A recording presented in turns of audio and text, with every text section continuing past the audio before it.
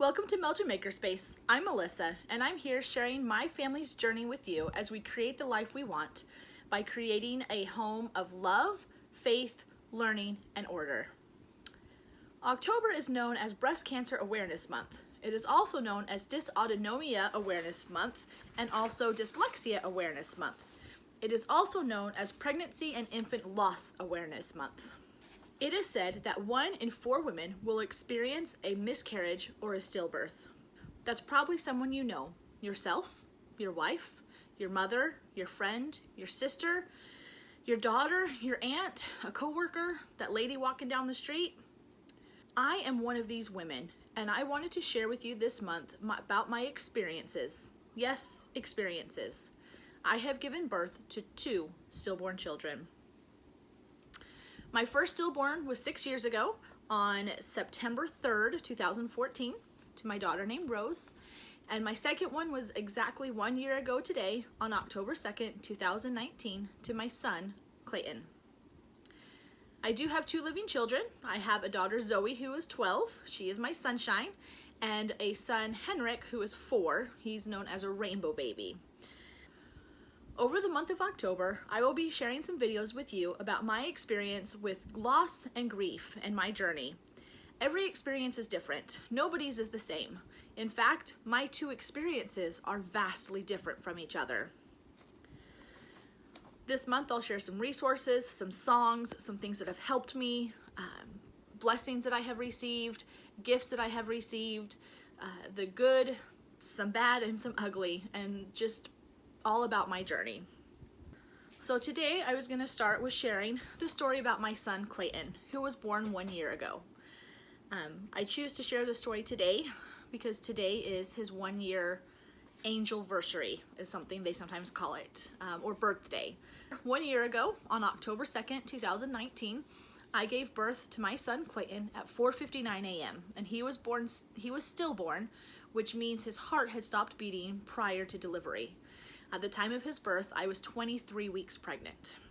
I had had a previous stillborn 5 years prior, so I knew it could happen, but I didn't expect it to happen. I had since had a perfectly normal pregnancy and delivery. The reason that our first stillborn, what caused her death, was a complete fluke and not something that was genetic or had really any chance of repeating. And so I thought I was in the clear. It's like, okay, I've had that experience. I'm done. I'm in the clear. I'm good to go. The rest of my pregnancies will just be great, right? But of course I was wrong. With Rose, our first stillborn, we had some warning. We had found out at 21 weeks that she was sick and would most likely be born stillborn. And she did. She passed away about 6 weeks later. With Clayton, we had no clue and no warning. So it was very, very different. When I was about 16 weeks pregnant with our son, I hadn't felt him move yet, which isn't necessarily unnormal, but at my appointment that week, I had talked to the midwife, mentioned I hadn't really felt him moving just yet, and she, like the previous appointments, had, a little bit of a tricky time finding his heartbeat. It was there, it was strong, it was good, but it just took her a little bit longer than kind of normal. So we decided to just kind of play it safe to go get an ultrasound. So the next morning I went and I had an ultrasound done, like a full anatomy scan with a specialist, just to kind of make sure everything was on track and that there wasn't anything presenting that we needed to know about. At that appointment, as soon as she put the wand on, my uterus, you could see his heartbeat, you could hear it, you could see him moving, everything. Of course, we didn't know it was a him at the time. In fact, we were not going to find out till he was born. We had decided to keep that a secret and be a surprise. So at that appointment, she checked everything. Everything looked great. He was right on track. He was exactly, 16 weeks, gestation growth, and his heartbeat was strong and he was moving. The reason for kind of trouble finding the heartbeat and maybe for not feeling any movements yet was I had an anterior placenta, which means the placenta was on the front instead of the back of my uterus. Not necessarily uncommon, not anything of concern, just a factor in pregnancy. So everything was great. Everything was perfect. So we were ready to just kind of go on with this pregnancy. At my next appointment, about 20 weeks, I still hadn't felt to move, which I wasn't super concerned about because I knew that it could, you know, be a little bit longer with the anterior placenta. And the midwife did still kind of struggle to find the heartbeat immediately, but we found it. It was there, it was strong, it was great. Everything looked wonderful. At that time, we decided not to get another ultrasound for a couple different reasons. Everything had looked good. There was no indication that, you know, I needed another ultrasound, that anything might be wrong. So we opted out of that around the 20 weeks and just kind of went on. So just a couple weeks later, even before my next appointment, that week, the week of October 2nd, I remember not feeling super great the day or two leading up. I'd had a little bit of cramping, some kind of bloody discharge that I wasn't sure what maybe it was coming from, but it wasn't like bright red and cause of alarm. It didn't raise any super red flags for me. I did have a little bit of cramping, but, you know, I thought that could have been things I ate, some, you know, bowel issues. I didn't attribute it to being my uterus having issues. After, though, like 2 days of just, you know, not quite sure, I decided to go and see the midwife. And so I booked an appointment, and I went that afternoon, late afternoon, and she went to, you know, try and find the heartbeat, and had a difficult time as always. There were a couple times where we distinctly heard a separate heartbeat that was different from mine, but never the same kind of strong heartbeat as before. At that point, the ultrasound place was closed, so my only choice was to go home and book an appointment for the next morning to go get an ultrasound, or go to the ER if I was super concerned. In my head, because I never thought that it would happen to me again, I was like, oh, well, it's probably nothing, you know, just, I don't know, some little fluke here, maybe a subchorionic hemorrhage, or who knows. And so I decided to go home and just kind of see how the night went. That night, later that night, the cramps started getting a little bit worse, a little bit more noticeable, a little bit more consistent. Got to the point where I knew something was going on. I didn't know what. I was in complete denial of the possibilities, but I knew something was happening. So about 11:30 that night, October 1st, which would have been a Tuesday, I woke up my husband and I said, something's going on. I'm gonna head to the ER. I'll be back in a bit. Literally, I thought I would go to the ER. They would like check something. They would like, I don't know. And I thought I'd be back in like a couple hours. I left my husband home because we had the 2 kids at home. Didn't really feel like leaving them in the middle of the night, especially to go sit at an ER and wait and, you know, who knows what. So I drove myself to the ER. It was about midnight. They got me in really quick. The nurse and stuff came and did an ultrasound, and they were very quiet, which it was also midnight. Another nurse came in because one nurse said she was having problems, kind of not sure what she was looking at. I remember the doctor came in at one point. They said the whole spiel of, well, like, we got to send these to a radiologist and have him check on it, and, you know, we don't know what's going on yet. But when the doctor came in, after a while of them ultrasounding and looking at things and taking measurements and just checking things out, the doctor came in and said that he was alive. His heartbeat was super low, super slow, but it was still beating. It looked like he had stopped growing at about 16 weeks. He wasn't measuring much further than that, like 16 weeks and a couple days. At that point, there was quite a bit more bleeding, and she didn't say she saw anything with the placenta. She said the placenta on the ultrasound looked fine, so she didn't know exactly what was going on, exactly what, you know, what was causing whatever, but they decided to go ahead and admit me and monitor me for a while. So I get to the delivery floor or whatever, and they hook me up to monitors, and I mean, the cramps are still there. They're not like super painful or anything, right? I still thought they were cramps. I never would have quite called them contractions, even at that point.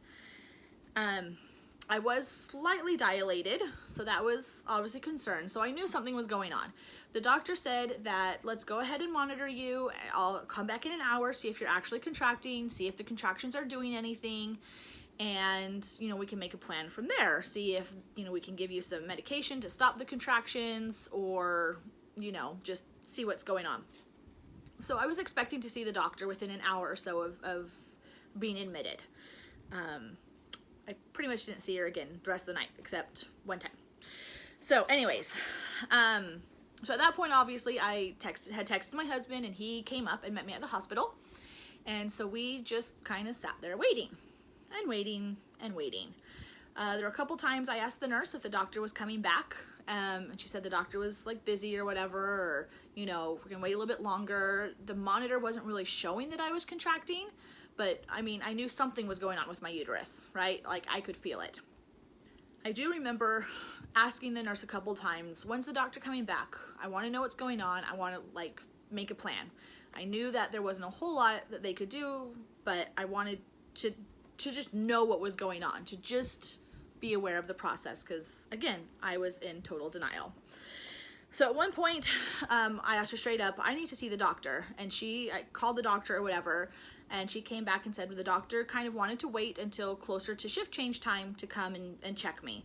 And it was probably 3 o'clock in the morning or so at this point. And I was like, that's at 7 o'clock. That's ridiculous. Like, if something's going on, I need to know. And if something's going on, we need to stop this, right? Like, I'm not having a baby tonight.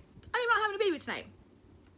So, a little while later, probably about another hour later or so, it got to the point where I was getting uncomfortable. The cramps, they still felt more crampy than contraction-like. It was kind of always there. It was getting a little painful. I knew at that point that I either needed medication to stop this delivery now, or I needed an epidural, because I was not going to sit there all night in pain and lose my baby. That was just not what I was going to do. It was the last thing I wanted to do. So the nurse again called the doctor, and the doctor was like, I don't want to come and I don't want to check her right now, because the risk of infection of, checking me multiple times increases. At this point, my water hadn't broken or anything. So yes, there were increased risks the more you check, but I'd only been checked once at that point. So the nurse had offered to check me, and I was like, okay. And then I was like, no, something's going on. I need to talk with the doctor and see what we need to do. So she went out and got the doctor. And so as she's out, I decide to try and get a little bit more comfortable so I can talk to the doctor, because I'd been laying down. And I sit up in bed a little bit, and I go to kind of move, and I feel like a pop down there, like something had happened. And I was like, oh darn, my water just broke or something. I don't know what happened. So I just kind of stood there, kind of froze right where I was sitting in bed until the doctor walked in. And the doctor walked in, putting on her gloves or whatever, and saying literally as she's walking in, without even looking at me yet, I don't really want to be here checking you right now. There's a risk of infection and yada, yada, yada. And I just looked at her and I said, well, something's going on, so you might want to see what's going on. I would like to be checked. And so she comes over, and as she's coming over, I roll over to lay down, and literally out slides Clayton in the sack, and the placenta and all. Of course, at this point, the doctor starts panicking. Not really panicking, but going into action mode, calling in the nurses, being like, hey, we have a delivery. And a bunch of other nurses come in, and the lights come on, and the doctor starts, doing her thing. And I remember laying there, looking up at the monitor. You could see there was, what do you call it? A mirror. And so you could see what was going on. And I remember laying there, seeing my baby, laying on the table, and it felt like the doctor was more concerned with me and any bleeding, which I get, I totally get it, but she was more concerned with my lady parts and seeing what was going on there than really, I felt like even checking to see if my son was still alive. So it was hard. It was hard to watch, and I just kind of laid there completely numb and completely empty. It felt like a little while, but she finally opened up the sack and pulled him out, and the nurses, wrapped him in a blanket and handed him to me so I could hold him. And the nurse or the doctor kept just kind of cleaning up and finishing things up. And I remember her saying something to the nurse about the placenta. I heard placenta and, oh, look at that placenta, or something like that, right? But that was all I heard, and obviously I'm numb and tired at this point. So when the doctor was done, I remember her patting, felt like my leg, might have been my shoulder, but still just kind of giving me a pat and saying, sorry for your loss, and then she left. And I never saw her again, which was kind of difficult because I wanted answers. I wanted to know what happened. I wanted to, you know, I needed more than that. I figured she'd come back in. It wasn't shift change yet. There were still a couple more hours till then. The nurses were great. The nurses were wonderful. I got to hold Clayton for a while. Clay went home and picked up the kids, and so they were able to come to the hospital and see him. We had donuts because that's a family tradition to have donuts for birthdays. And I just kind of laid there all morning, just kind of totally numb. Like, I'm sure I cried, but I had never felt quite so numb before. And so, like, what in the world just happened? When my sister came and picked up the kids and took them after that, so, you know, that we could just do what we needed to at the hospital. And let's see, I checked into the hospital right about midnight. He was born at 4:59, so 5 o'clock a.m. And at 2 o'clock, we were released from the hospital and left. So we were there less than 14 hours. And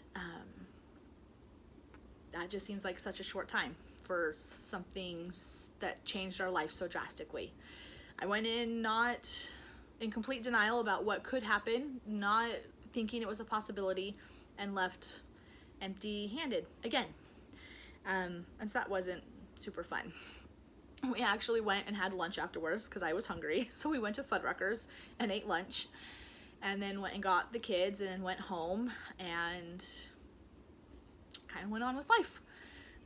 For me, that was very different. After Rose was born, I was, you know, just a basket case for months. I mean, it was this such intense grief and this journey, and just this, Rose was this whole experience, like from beginning to end and all in between, and his literally felt like we went to bed one night and woke up the next morning with our life changed and nobody knowing.